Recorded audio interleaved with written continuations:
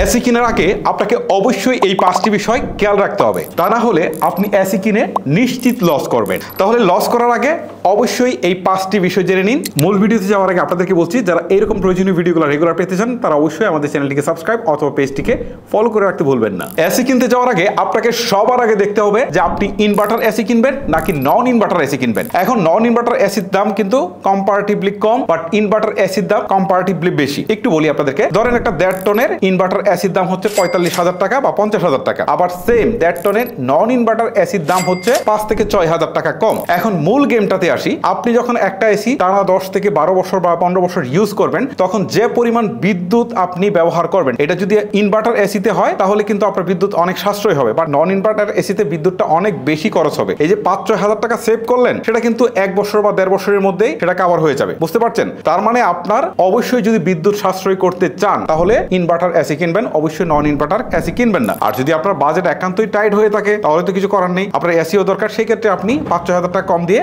নন inverter AC কিনে আনতে পারেন। এসি কেনার ক্ষেত্রে দ্বিতীয় যে বিষয়টা সবচেয়ে বেশি গুরুত্বপূর্ণ সেটা হচ্ছে যে আপনার রুমের জন্য কত টন এসি কিনবেন। এখন স্বাভাবিক একটা মাপ হচ্ছে, অনেকেই যেটা ধরে নেন যে 100 থেকে 120 স্কোয়ার ফিটের জন্য 1 টন, আবার 120 থেকে 150 স্কোয়ার ফিটের জন্য 1.5 টন, আবার 150 থেকে 220 স্কোয়ার ফিট বা 230 স্কোয়ার ফিটের জন্য হচ্ছে 2.5 টন এসির প্রয়োজন। এখন এটা কিন্তু একটা সাধারণ মেজারমেন্ট। এখন এইটাই যে রাইট বিষয়টা কিন্তু সেরকম না। এখানে আপনাকে কিছু জিনিস বুঝতে হবে, তা না হলে কিন্তু আপনার এসিটা খুব দ্রুত নষ্ট হয়ে যেতে পারে অথবা আপনার বিদ্যুৎ বিল কম্পারেটিভলি অনেক বেশি আসবে। এই জিনিসটা হয়তো অনেকেই জানেন না, আমি আপনাদেরকে একটু বলি তাহলে বুঝবেন। ধরেন আপনার যদি স্বাভাবিক গড় থাকে তাহলে 100 থেকে 120 স্কোয়ার ফিটের জন্য 1 টন হলে যথেষ্ট, কিন্তু আপনার রুমটা যদি ছাদের উপরে থাকে, সেটা যদি পশ্চিমমুখী হয়ে থাকে, মানে সূর্যের আলো বেশিক্ষণ ধরে পড়ে থাকে, তাহলে কিন্তু এই স্কোয়ার ফিটের জন্য এটা পারফেক্ট না। আবার দেখা গেল যে এই রুমে আপনার লোক বসতেছে অনেক বেশি কম্পারেটিভলি, ধরেন 100 স্কোয়ার ফিটের একটা রুমে লোক বসতেছে 8 থেকে 10 জন, ধরেন আপনি একটা অফিস সেট আপ করেছেন, সেই ক্ষেত্রে এখন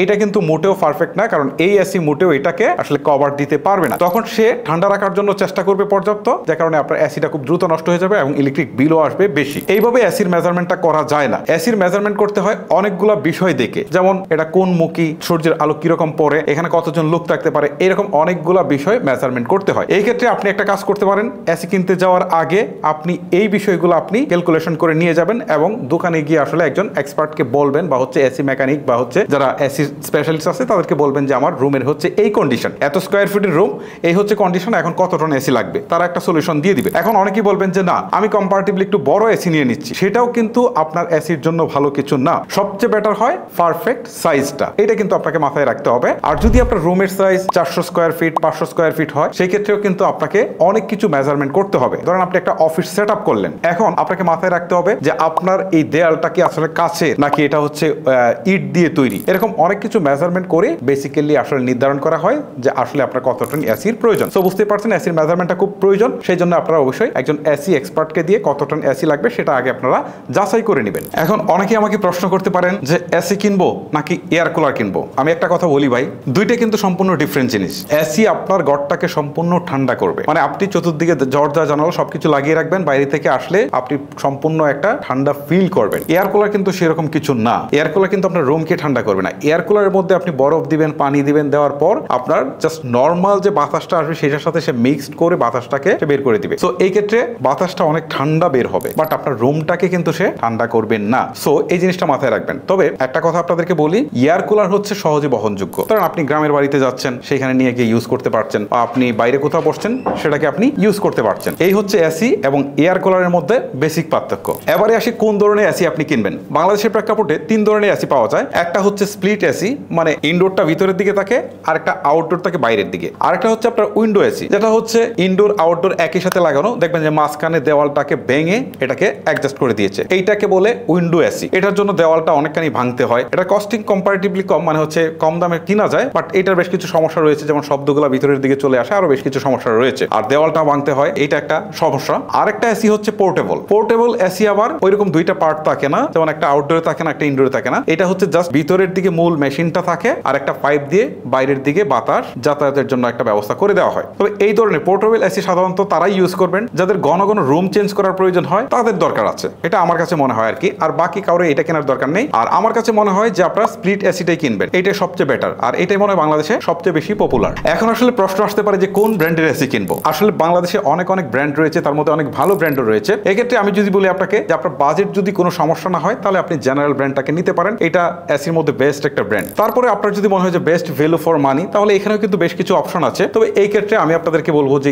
গ্রি এসিটা আমার কাছে মনে হয় যে কম্পারেটিভলি বেটার। আমি আসলে এগুলো আমার মতামতগুলো ব্যক্ত করছি, এগুলো আসলে কোনো প্রমোশনাল কিছু না, জাস্ট আমার কাছে মনে হয়েছে। কারণ আমার প্রথম এসিটা ওয়ালটন ছিল, সেটা আফটার সেল সার্ভিসটা আমার খুব ভালো মনে হয়নি, যে কারণে আমি এবার গ্রিটাকে চুজ করেছি। এটা আফটার সেল সার্ভিসটা অনেক বেটার মনে হয়েছে এবং এটা কোয়ালিটিটাও আমার কাছে অনেক বেটার মনে হয়েছে। এছাড়াও আমার কাছে মনে হয় যে এলজি আছে, স্যামসাং আছে, তারপরে হায়ার আছে, এই ব্র্যান্ডগুলো মোটামুটি ভালো। আর যদি আপনি মনে করেন যে আপনার বাজেটটা একান্তই কম, তাহলে আপনি একটা ইনভার্টার এসি চাচ্ছেন একটু ভালো মানের, এই ক্ষেত্রে আপনি মিডিয়াকে চুজ করতে পারেন। তারপরে আপনি যদি মনে করেন যে না আমার বাজেট আরো কম, মিডিয়ার থেকে আমি একদমই চাইনিজ নিব, তাহলে নিতে পারেন। কিন্তু চাইনিজ ব্র্যান্ডগুলোর একটা সমস্যা আছে, আপনি যখন কিনতে যাবেন তখন হয়তো তারা আপনাকে বলে দিবে যে 10 বছরের ওয়ারেন্টি আছে, 15 বছরের ওয়ারেন্টি আছে, বাট আপনি যখন দেখা গেল 3 বছর ইউজ করার পর প্রবলেম হয়েছে বা 1 বছর ইউজ করার পর প্রবলেম হয়েছে, আপনি কি সেই কোম্পানিটাকে খুঁজে পাবেন না, দোকানটাকেও খুঁজে না পেতে পারেন, কারণ এইসব জিনিসের গ্যারান্টি ওয়ারেন্টি কিচ্ছু নেই। এক্ষেত্রে আপনাকে মাস্ট বি খেয়াল করতে হবে যেন কোনো প্রতিষ্ঠিত ব্র্যান্ড যেন হয়, সেটা হতে পারে এলজি, হতে পারে স্যামসাং, হতে পারে হচ্ছে এইটা গ্রি, হতে পারে জেনারেল, এই টাইপের ব্র্যান্ড হলে আপনি কিন্তু ওয়ারেন্টিটা মাস্ট বি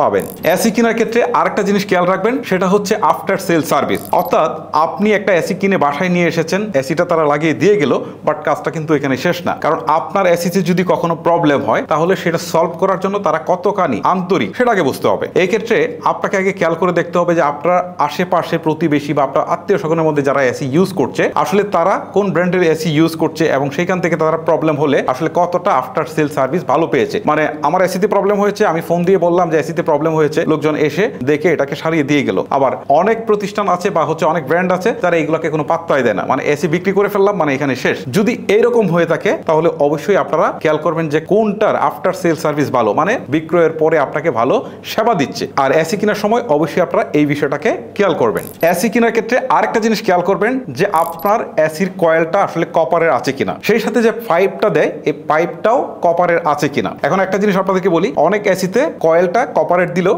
পাইপ দিয়ে দেয় অ্যালুমিনিয়ামের। এখন এখানে কিন্তু একটা সমস্যা আছে, সমস্যাটা হচ্ছে অ্যালুমিনিয়ামের পাইপ কিন্তু দ্রুত নষ্ট হয়ে যায় এবং ঠান্ডাও কিন্তু কম্পারেটিভলি কম হয়, যদিও এই এসিগুলো একটু সস্তায় পাওয়া যায়। কিন্তু প্রবলেমটা হচ্ছে যদি কখনো এই অ্যালুমিনিয়াম নষ্ট হয়ে যায় তাহলে সেটাকে কিন্তু রিপেয়ার করা যায় না। কপার যেমন রিপেয়ার করা যায়, কপারের কোথাও একটা ফুটো হয়ে গেলে সেটা কিন্তু রিপেয়ার করা যায়, বাট অ্যালুমিনিয়ামে করা যায় না, পুরোটাকে চেঞ্জ করতে হয় অথবা এসিটাকে ফেলেই দিতে হয়। সো এটা কিন্তু আপনারা খুব ভালো করে খেয়াল রাখবেন যে আপনি যে এসিটা কিনছেন সেটা কয়েলটা কপার কিনা এবং পাইপ যেটা দিবে সেটাও কপার কিনা। এসি কেনার ক্ষেত্রে আরেকটা জিনিস আপনারা খেয়াল করবেন, সেটা হচ্ছে রেটেড ইম্পোর্টেড পাওয়ার। এই রেটেড ইম্পোর্টেড পাওয়ার যত বেশি হবে বিদ্যুৎ বিল তত বেশি আসবে। সো এসি কেনার ক্ষেত্রে আপনারা দেখবেন যে আসলে ইম্পোর্টেড পাওয়ারটা যদি কম হয় তাহলে এটার বিদ্যুৎ বিলটা কম্পারেটিভলি কম আসবে। তো বুঝতেই পারছেন দীর্ঘ সময় একটা এসি ব্যবহার করতে গেলে আপনার যদি প্রতিদিনেই অন্তত 20 টাকা করে বিদ্যুৎ বিল সেভ হয় তাহলে কিন্তু মাস শেষে বা বছর শেষে কতটা সেভ হচ্ছে সেটা আপনারা বুঝতে পারবেন। যেহেতু একটা এসি আমরা 10 বছর 15 বছর ইউজ করি, তো এই 10-15 বছরে কি পরিমাণ সেভ করবে সেটা আপনারা বুঝতে পারছেন। তো এসি কেনার ক্ষেত্রে অবশ্যই এই বিষয়টা আপনারা খুব ভালো করে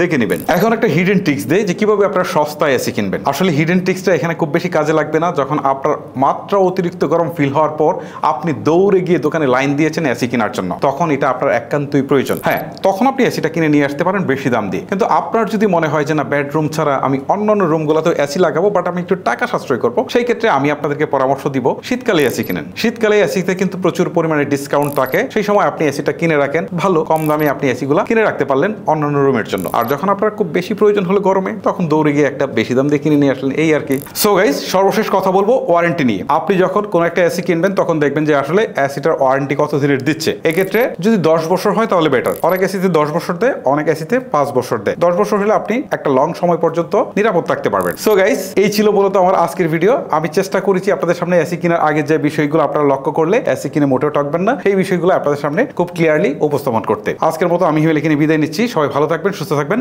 আল্লাহ হাফেজ।